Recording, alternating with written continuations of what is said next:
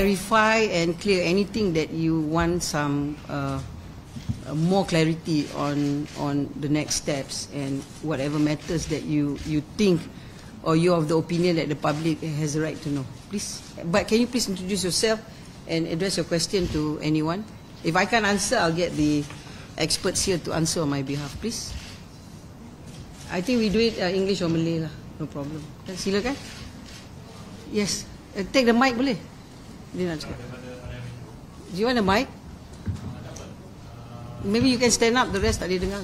So, terima kasih, Harian Metro. Baru ni, masa PAU tempoh hari, Datuk Seri ada kata nak siasat dalam di sebalik tuntutan Sulu ni. Jadi, bagaimana dengan perkembangan kes tu, Datuk Seri? PDRM dalam proses lah siasatan. Dan saya tak dapat bagi komen sebab mereka masih dalam siasatan. Sebab Ketua Pengarah Bayu dah buat laporan. Jadi PDRM dalam siasatan lah. Dan itu kerja PDRM dan kita tunggulah outcome daripada siasatan mereka. Soalan lain? Any other questions? Yes. Introduce yourself, please. Hi, Datuk Seri. I'm from the News Straight Side. Bilik. NSC carried an article quoting Paul Cohen saying that the fight is far from over.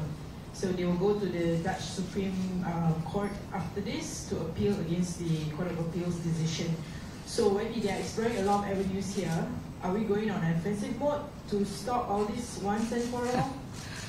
Well, yes, thank you so much. Yeah, I saw your NST's story. Well, first of all, the fight is not over. I agree. That's the only thing I agree with Paul Cohen. The fight is not over. Number two, you tell Cohen on my behalf, you want to fight fairly. Put the money where your mouth is. Don't jump jurisdiction to jurisdiction as if you want to take advantage of the UN on the arbitration forum. Now, the issue is, of course, we're going offensive because along the way, when this government took over the matter, the Kerajaan Madani, there are multiple realizations upon this process that we have picked upon along the way.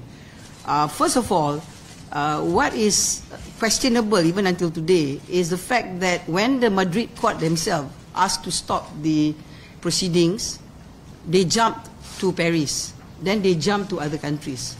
Why do you jump? If you believe, I said this many times, if you believe that your claim is a righteous claim, you stay in Madrid and fight us because we objected. We objected to so many things that transpired in Madrid. But the rogue arbitrator decides to jump. So now when they jump, so they jump in Paris, and then they wanted to execute, so we stopped them. The court made a decision. Say, the civil system in European countries is different from our common law system. Our system is that we may have to settle what we started, but in that system, the civil system, they have the ability to jump or foreign shopping. That's number one. Number two, even in Madrid, we cannot do any civil action on the arbitrator, the rogue arbitrator, until the criminal action is taken by the government, by the authorities. So when I was in Madrid, we wanted to do double claims while waiting for the hearing date for the criminal action on Stampa.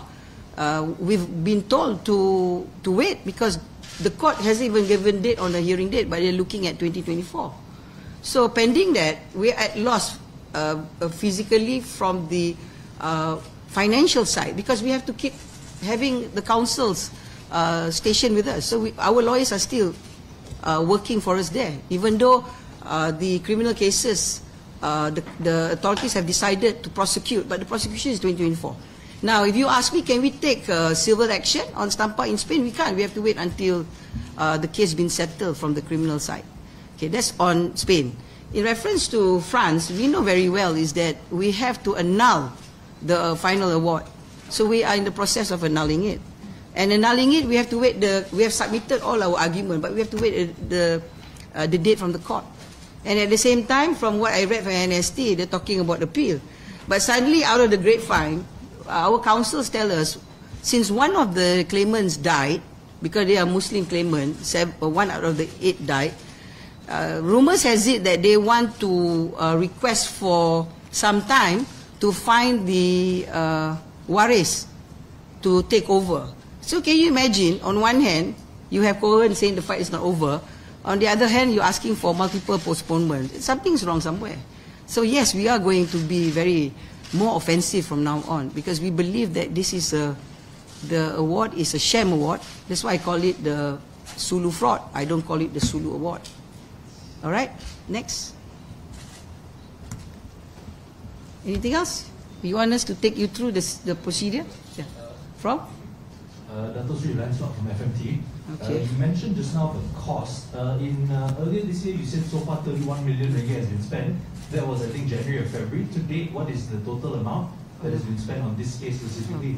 I don't have the numbers with me, but I think I answered in Parliament, right? The question was asked, a written question was asked in Parliament. Correct, that was January. Yeah, but I think the calculation given to me by AGC was from the day the matter started, way back in 2018, 2019, within that time. So, as you know, the Madani government, we took over, I think, last year, middle of 2022.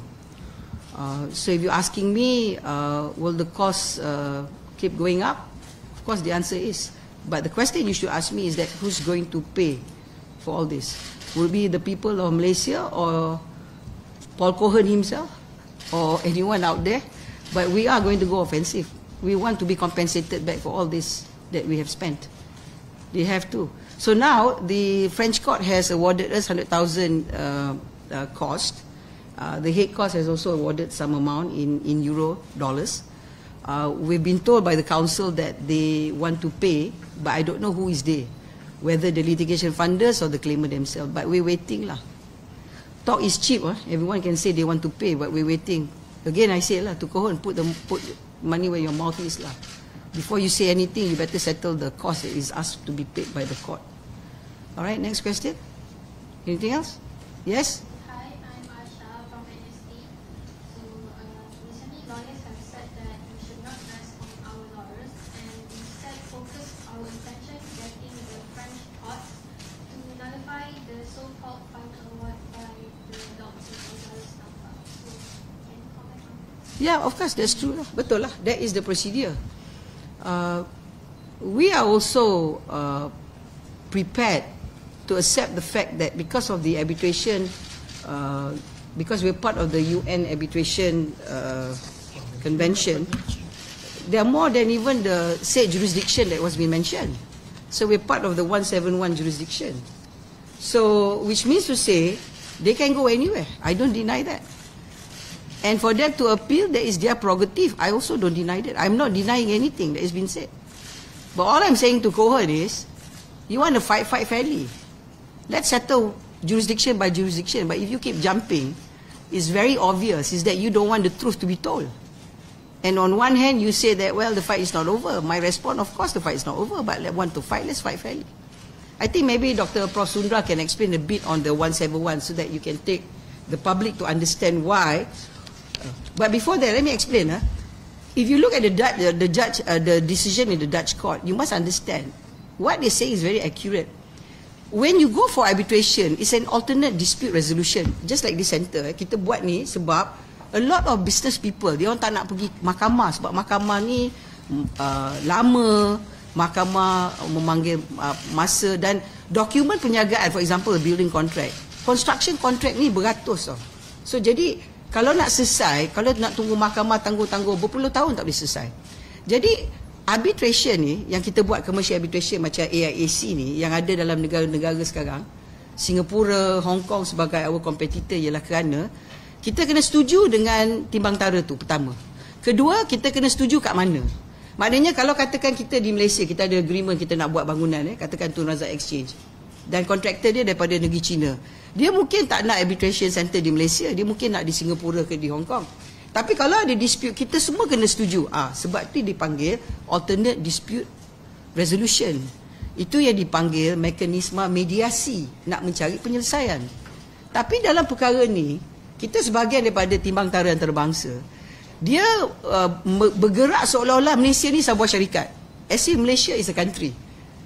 Sorry, as if Malaysia is a company. Malaysia is a country, it's a sovereign state. You want to take a country to court, this is not the way. but they're taking the country to court under commercial arbitration agreement. And this agreement yang disebut ni bukannya agreement tahun 2020 ke 1990 ke. Ini perjanjian yang disebut tu tahun 1878. Dan kalau kita baca keputusan daripada Mahkamah Belanda tu, dia katakan 1878 yang disebut ialah mediasi, bukan arbitration. Yang disebut ialah wakil daripada kerajaan British. Jadi benda tu ialah sejarah lah. Saya tak nak sentuh dari segi fakta sejarah. Tapi saya nak terang di sini pada rakyat Malaysia ialah bagaimana dia nak menarik Malaysia kepada aspek timbang tara kalau perjanjian tu bukan perjanjian perdagangan. Perjanjian tu semua diambil alih oleh tindakan yang mana Malaysia, Sabah menjadi sebahagian daripada Malaysia. Adanya Colbert Commission pada tahun 1962 dan menjadi sebahagian daripada Malaysia pada tahun 1993. Itu sebuah negara kan, negara yang berdaulat seperti di Malaysia. Jadi apa yang saya nak terangkan di sini ialah mereka mengambil peluang. Saya tak tahulah kemungkinan masa benda ni bermula kerajaan Malaysia tidak stabil, saya tak tahu, mungkin itu alasannya.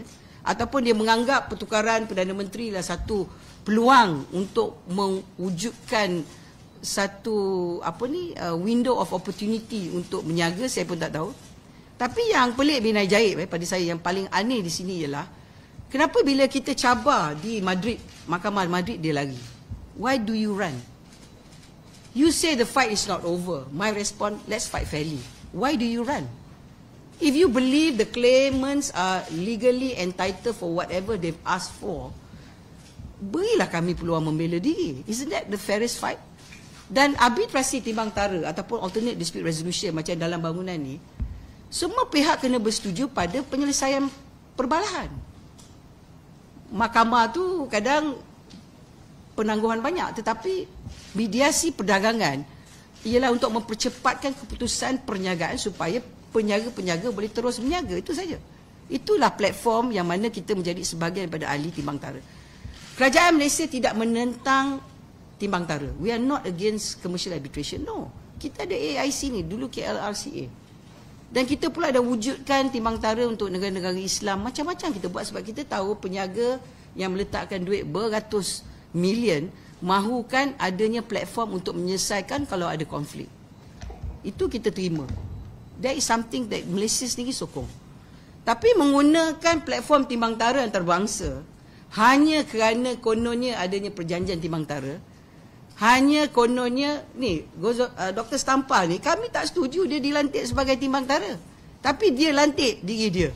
Dan bila mahkamah kata tak boleh, kena stand down, dia lari ke Paris. Saya nak tanya kat tuan-tuan perempuan tak pelik bin ajaib ke?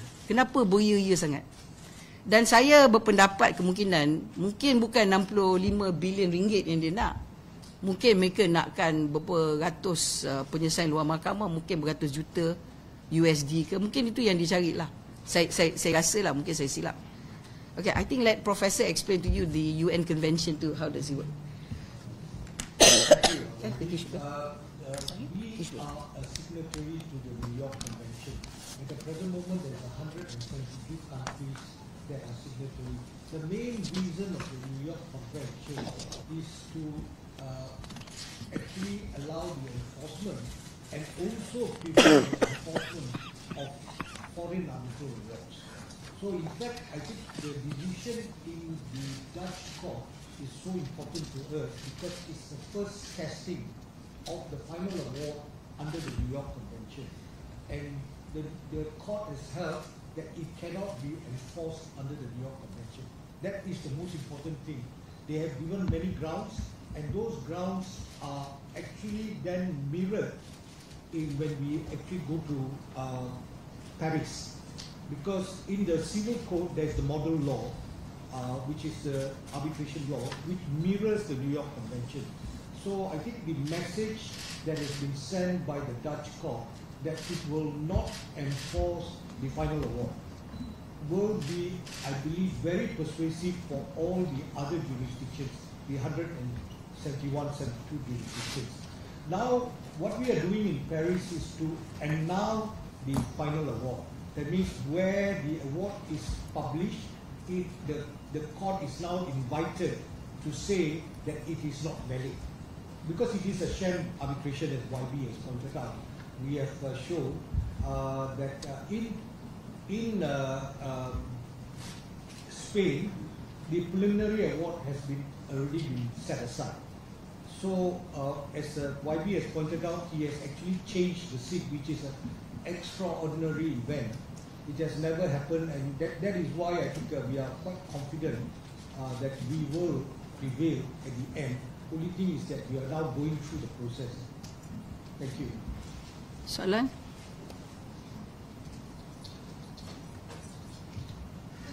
Chief from BFN, I just want to ask about the upcoming trial in September.